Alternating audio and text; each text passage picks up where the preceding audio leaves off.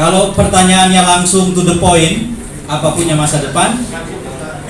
Menurut saya masa depannya tidak cerah, politik identitas. Lalu apa yang masa depannya cerah? Politik jalan keluar. Politik identitas adalah berpolitik dengan mengkapitalisasi, dengan menggosok-gosok identitas. Identitas beragam. Dulu di dalam ilmu sosial biasanya dikenal dengan istilah primordialisme. Identitas-identitas yang melekat pada kita, yang biasanya dengan serta-merta kita miliki. Asal daerah, gender atau jenis kelamin, agama, dan lain-lain, yang melekat pada seseorang, yang kemudian menandai perbedaan dirinya dengan orang lain. Yang dimaksud politik identitas adalah memanfaatkan atau mengkapitalisasi berbagai identitas tadi di dalam kontestasi untuk memenangkan pertarungan politik berhadapan dengan identitas yang lain. Jadi kalau yang disebut politik identitas adalah kalau umat Islam menggunakan politik identitas, artinya identitas keislamannya dipertentangkan dengan identitas umat agama yang lain, atau kelompok tertentu di dalam Islam membentrokkan identitas kelompoknya dengan kelompok lain di kalangan Islam. Itulah politik identitas.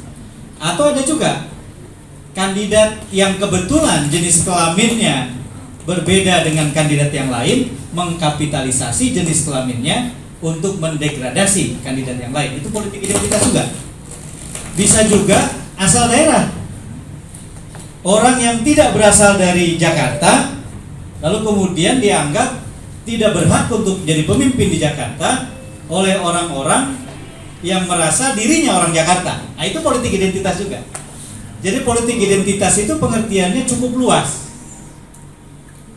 Bahkan di masa lalu politik identitas juga ada kaitannya dengan hubungan darah. Jadi karena sekelompok orang ini adalah keturunan dari keluarga yang terpandang di satu daerah, yang selama ini biasa berkuasa di tempat itu, maka kemudian seolah-olah mereka yang tidak berasal dari keluarga itu seperti tidak punya hak untuk memimpin di tempat itu. Kan pernah kejadian tuh di tempat kita kan, di beberapa tempat. Yang terdekat dulu di Banten kan. Itu politik identitas. Jadi politik identitas itu dalam ilmu sosial, dalam ilmu politik pengertiannya cukup luas. Kenapa saya bilang politik identitas masa depannya itu buram? Saya tidak bisa bilang tidak punya masa depan, karena kesimpulan tidak punya masa depan itu terlalu keras. Seperti kita memastikan, padahal tidak ada yang pasti. Insya Allah tidak punya masa depan itu boleh. Tapi tidak punya masa depan titik ya, tidak sepantasnya kita di tempat ini dari jamaah kita itu mengucapkan dengan kalimat sekeras itu. Ini azan apa mau dihentikan dulu atau? Oh lanjut. Nah jadi bapak-bapak dan ibu-ibu sekalian, kenapa saya katakan tidak punya masa depan? Sebab semakin lama politik Indonesia ditandai oleh beberapa perkembangan. Sebagian tidak sehat, sebagian sehat. Yang tidak sehat tidak usah kita bahas. Tetapi kurang lebih misalnya politik semakin mahal, demokrasi ongkosnya nggak ketulungan mahalnya, sehingga hanya orang yang punya uang banyak yang kemudian punya peluang untuk menang dalam kontestasi misalnya. Lalu kemudian politik digunakan untuk saling mengunci. Bahkan mereka yang berkuasa kadang-kadang memanfaatkan instrumen yang dikendalikannya atas nama amanah atau mandat publik justru untuk mengkerangkeng banyak pihak termasuk publik. Nah itu cerita-cerita yang negatif tentang perkembangan demokrasi Indonesia sampai dengan sekarang. Saya mau cerita yang positif. Satu, selama 20 tahun saya menjadi orang kampus, menjadi asisten dosen di Fakultas Ilmu Sosial Ilmu Politik FISIP UI. Selama 20 tahun, kalau dihitung dari semenjak jadi asisten dosen tahun 89 sampai dengan 2009 saya orang kampus. Sedikit banyak belajar ilmu politik. Jadi 16 tahun mengajar, dikurangi ditambah 4 tahun, jadi 20 tahun itu 16 tahun di Indonesia, 4 tahun saya di Amerika sekolah ilmu politik juga. Lalu kemudian 13 tahun terakhir saya mengelola Polmark Indonesia. Ini adalah lembaga usaha yang fokusnya ke riset atau penelitian dan konsultasi political marketing. Kalau pakai bahasa sederhananya, konsultan politik. Nah, sepanjang 13 tahun itu kami melakukan riset, termasuk dengan melakukan survei, baik di tingkat kabupaten, tingkat kota, provinsi maupun nasional. Ada satu perkembangan yang menarik menurut saya, dan ini positif, berkaitan dengan pemilih kita.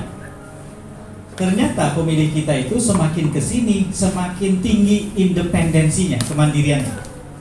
Jadi ada pertanyaan di dalam riset atau survei itu yang bunyinya kurang lebih adalah, di antara pihak-pihak berikut ini, manakah yang ibu bapak saudara paling dengar atau paling jadi pertimbangan ketika bapak ibu saudara memutuskan sesuatu dalam politik, termasuk memilih kandidat? Itu pertanyaannya. Yang menjawab diri sendiri semakin lama semakin besar. Itu artinya model-model mobilisasi, model-model yang dulu dianggap sebagai bagian penting politik Indonesia itu semakin surut. Bahkan saya yakin para khotib, para yai juga mungkin menghadapi persoalan seperti itu kan, dengan jamaahnya kan. Kalau diajari soal fikih yang kaitannya dengan peribadatan, bagaimana cara berwudu, bagaimana cara sholat, bagaimana cara puasa, jamaah kita sami'na wa ata'na.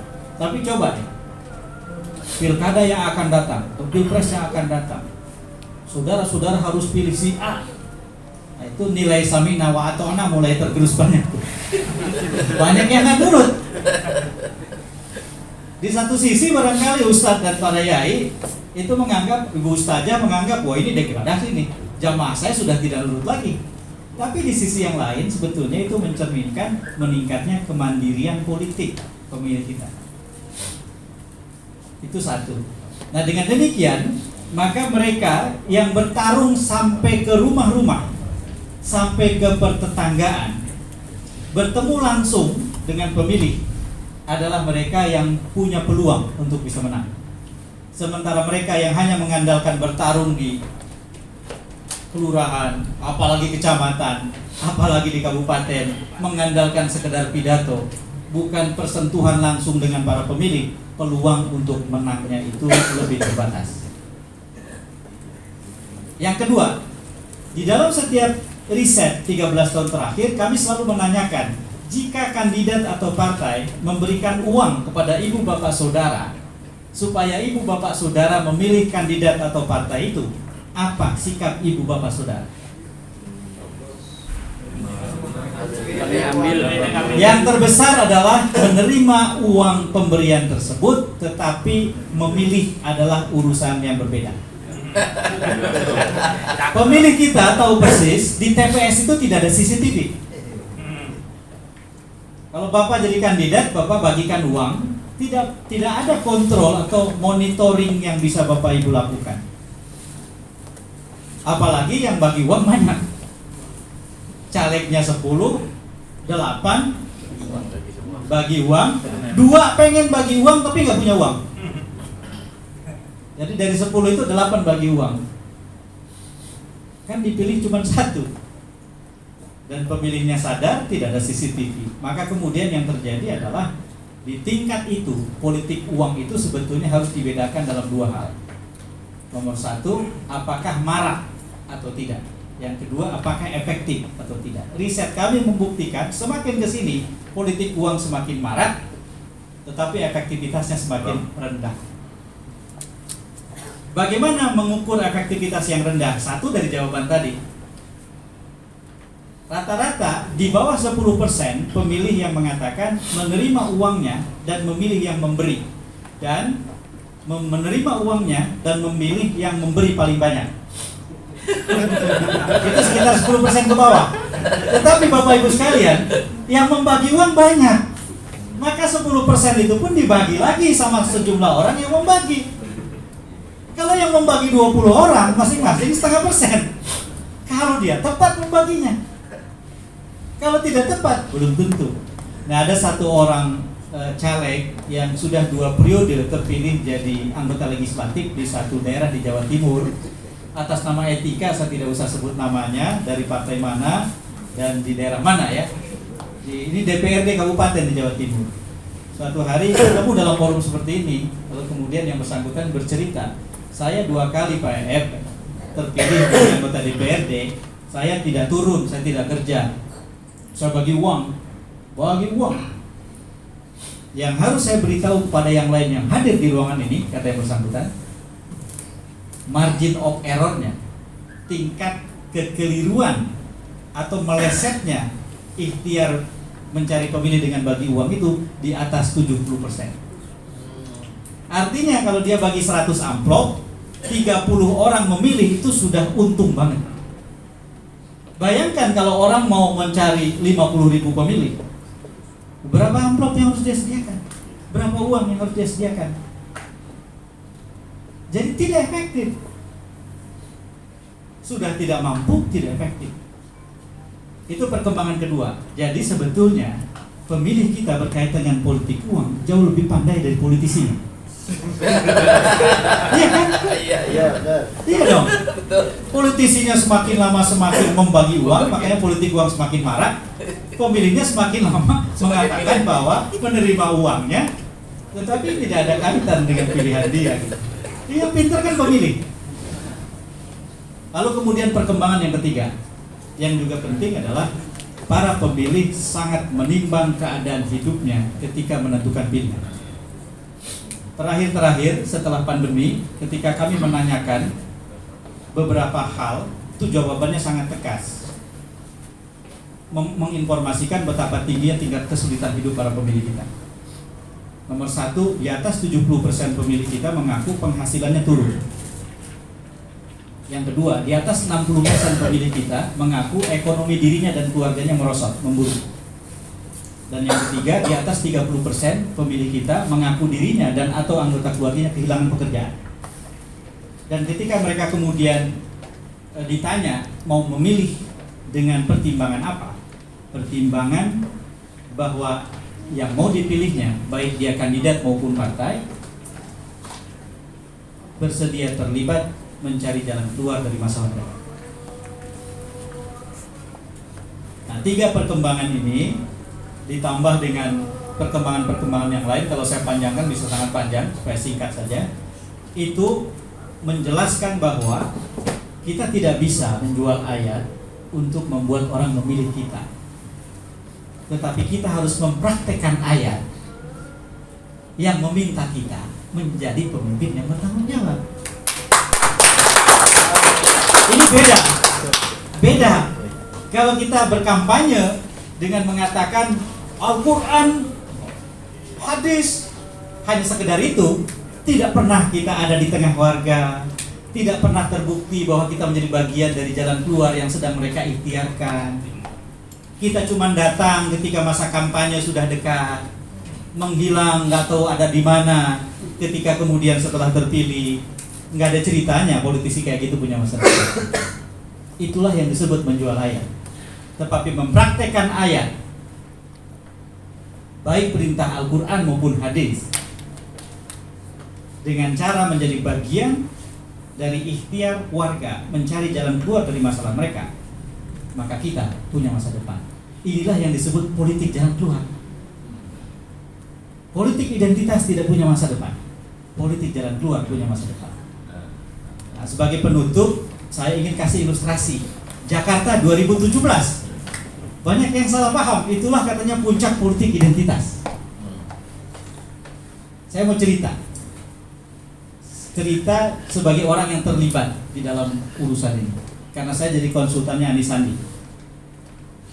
Cerita ini juga bisa dianggap cerita bersambung, karena 2012 saya konsultannya Jokowi Ahok. 2017 konsultannya Anies Sandi. Waktu Jokowi Ahok ada soal politik identitas. Ketika Bang Haji Roma pada waktu itu, di dalam beberapa kesempatan dan beberapa kawan yang lain mengatakan bahwa ini mu'alaf atau non muslim katanya waktu itu ya. Sampai kemudian ada rombongan NU dari Jakarta mau ngecek ke Solo tuh, beberapa kiai itu datang ke rumahnya Mas Jokowi waktu itu. Nah, tetapi yang mau saya ceritakan 2017 itu memang ada episode yang begitu mencekam kan, yaitu setelah juru kampanye terbesarnya Mas Anies berpidato di Kepulauan Seribu, yang akhirnya itu semua membuka peluang bagi menangnya Mas Anies. Juru kampanye terbesar Mas Anies itu namanya Ahok. Karena dia salah ngomong. Semakin kita minoritas, semakin hati-hati semestinya. Presiden di Amerika hanya 2 presiden yang dari minoritas, agamanya Katolik. Satu John F. Kennedy tahun 60, yang kedua Joe Biden kemarin, yang sekarang. Yang lainnya Protestan. Dan mereka menang, terutama John F. Kennedy dulu, karena ngomong hati-hati, berlaku dengan baik, menata dirinya, menata langkahnya dengan amat sangat bijak dan lain-lain, karena sadar. Nah, jadi begini, riset pertama kami di Pilkada 2017 adalah bulan Januari 2016. Pilkadanya Februari 2017, jadi 1 tahun lebih.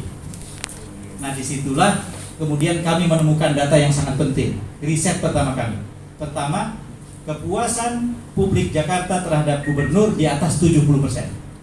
Tetapi ketika ditanya, di antara tokoh berikut ini, manakah yang ibu bapak saudara akan pilih? Yang memilih Mas Basuki atau Mas Ahok di atas 40%. Jadi ada 30% orang yang puas tidak milih. Kami selalu punya pertanyaan khusus di dalam survei. Apakah pilihan ibu bapak saudara tersebut sudah tidak akan berubah atau masih akan bisa berubah? Mereka yang mengatakan sudah tidak akan berubah di bawah 30%, 29 kalau saya tidak salah ingat. Jadi 70 sekian persen puas, 40 sekian persen mau memilih, 29% mengatakan pilihannya tidak akan berubah. Data itulah yang kemudian kami lacak. Kenapa kok ada 30-an% orang puas tapi tidak memilih? Kenapa kok ada belasan persen orang yang memilih tetapi dia masih mungkin berubah? Jawabannya ternyata di Jakarta, pemilih di Jakarta pada waktu itu menganggap satu, pemimpinnya tidak bisa diteladani, nomor satu. Yang kedua, pemimpinnya tidak mempersatukan tetapi cenderung memecah belah.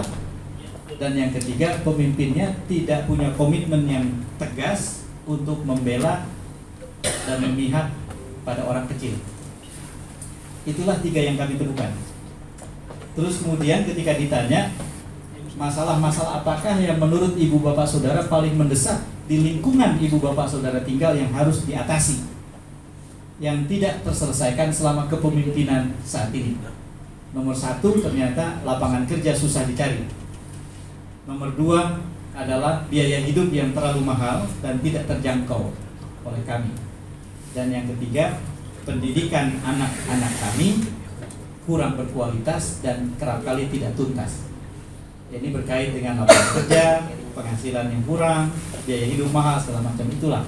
Maka kemudian dari semenjak awal strategi pemenangan di Jakarta diarahkan ke sana. Itulah ceritanya, ada OKOC. Survei yang sama memperlihatkan data bahwa ternyata di Jakarta itu pilihan pemilih Jakarta adalah 30-40-30. 30% itu harus Ahok.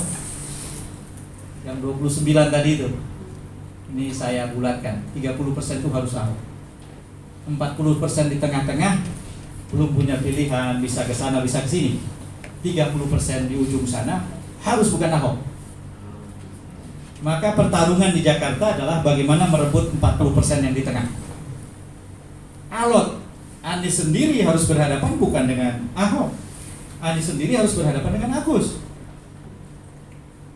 Karena yang 30% yang harus bukan Ahok masih terbelah. Tapi yang 30% harus Ahok sudah ngumpul di Ahok. Jadi peluang Ahok untuk maju putaran kedua sangat besar.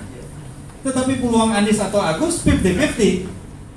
Maka pertarungan mengarah ke Anies melawan Agus untuk bertarung di putaran kedua. Kenapa ada putaran kedua? Karena di Jakarta kan 50% plus 1. Dan menurut data riset, Ahok tidak cukup 50% plus 1 untuk bisa menang. Karena tadi yang saya cerita itu datanya. Maka kemudian pertarungan pun dimulai dengan langkah yang harus konkret menghadapi persoalan-persoalan yang paling serius yang dihadapi orang Jakarta, serta penilaian mereka terhadap pemimpin. Itulah yang kemudian dikelola. Sampai kemudian terjadilah kasus pidato Ahok di Pulau Seribu itu, yang memancing kemarahan sebagian umat, tidak seluruhnya, sebagian umat, dan kemudian menjadi kemarahan umat di Indonesia yang campur-campur sama Pilkada Jakarta. 212 pesertanya kan dari seluruh Indonesia. Kalau peserta 212 dari Jakarta itu melebihi jumlah DPT mungkin. Kalau pakai hitungan mereka, hitungan yang aksi. Jadi itulah ceritanya. Maka kemudian politik jalan keluar itulah yang terus dikelola. Kami sendiri pada waktu itu berulang-ulang melakukan riset, survei, mengecek, dan ternyata 3 prioritas masalah itulah yang selalu muncul.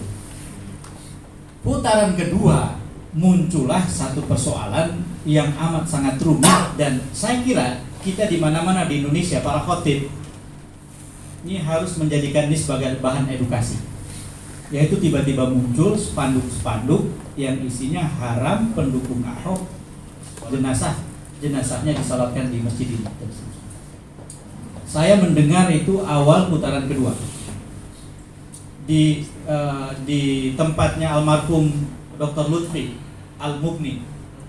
Waktu itu kami bertemu dengan Majelis Pelayan Jakarta, MPJ. Saya menemui mereka, lalu kemudian di sebelah masjid Baitul Mugni itu ada kantornya Dr. Lutfi. Disitulah kami bicara, lalu kemudian mendiskusikan berbagai hal. Nah, yang mau saya ceritakan adalah, maka saya datanglah ke Tanjung Priuk karena beberapa masjid di sana itulah yang pertama memasang spanduk. Maksud saya mau mengedukasi. Dari perspektif saya sebagai konsultan, itu nggak ada untungnya. Orang yang dukung Ahok tidak mungkin pindah ke Anies gara-gara itu. Orang yang dukung Anies boleh jadi juga pergi karena itu. Orang yang dukung Agus jadi ragu-ragu untuk pindah ke Anies.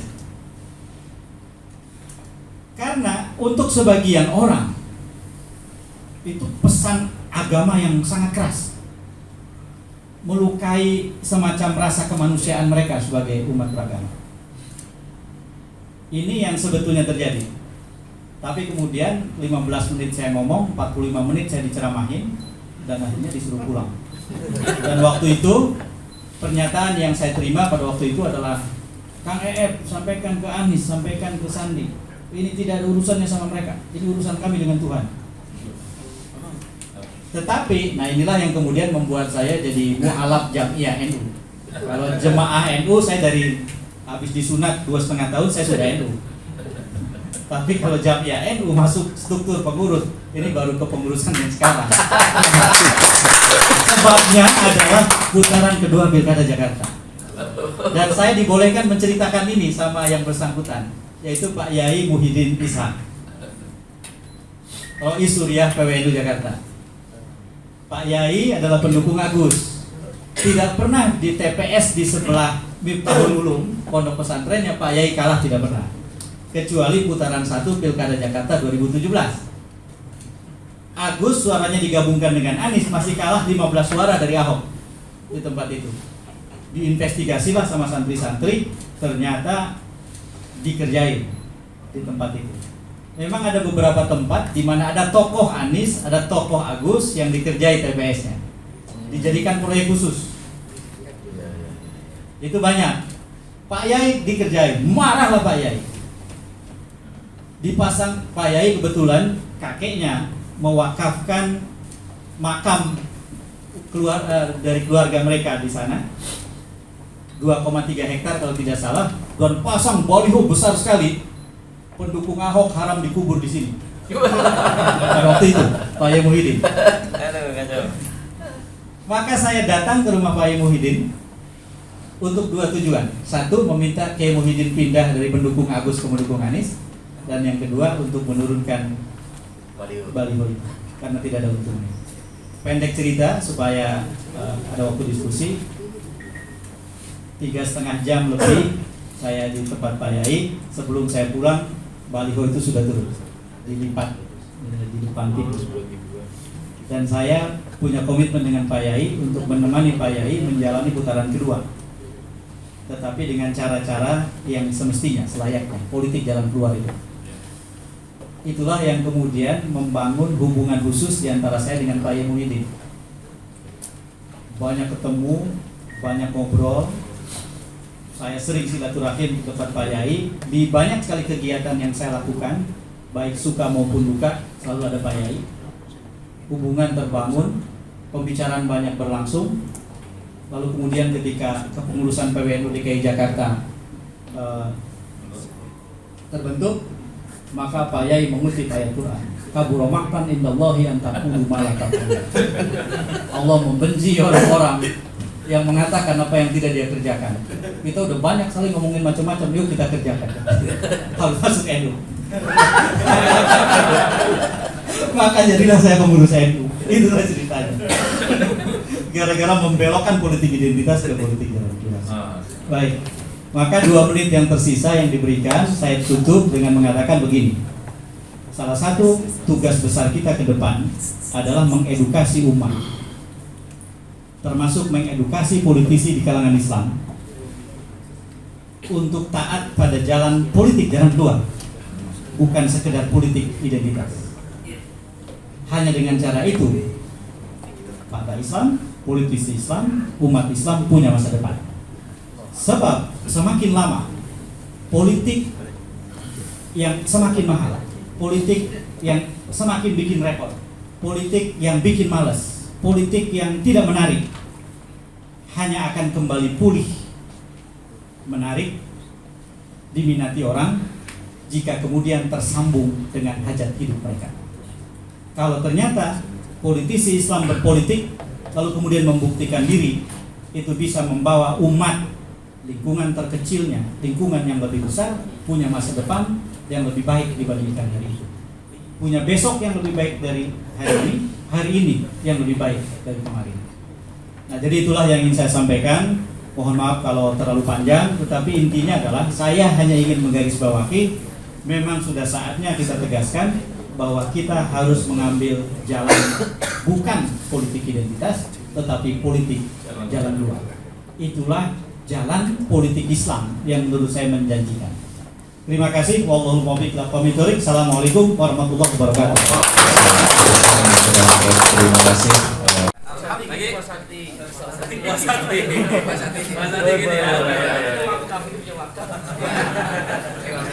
Tiga, dua, satu.